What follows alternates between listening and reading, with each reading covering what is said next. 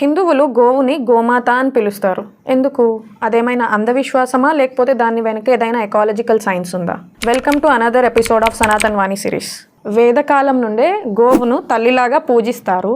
తల్లి తన పిల్లలకి పాలిచ్చి పోషించినట్లే గోవు కూడా మనుషులని, పర్యావరణాన్ని, భూమిని పోషిస్తుంది. ఋగ్వేదంలో గోవుని అజ్ఞ అని పిలుస్తారు. ఎప్పటికీ హాని చేయకూడనిది అని దాని అర్థం. ఆవు పేడ భూమిని శుద్ధి చేస్తుంది, టాక్సిన్స్ ని తొలగిస్తుంది. గోమూత్రం యాంటీ ఇన్ఫెక్టెంట్ గా పనిచేస్తుంది.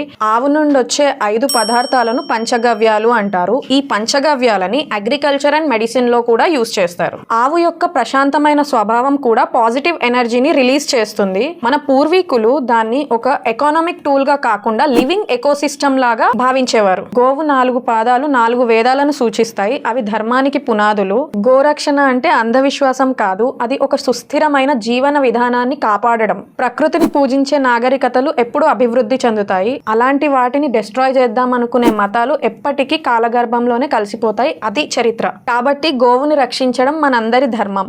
ఇలాంటి మరిన్ని వీడియోస్ కోసం త్రికాల్ వాయిస్ని లైక్ అండ్ సబ్స్క్రైబ్ అవ్వండి.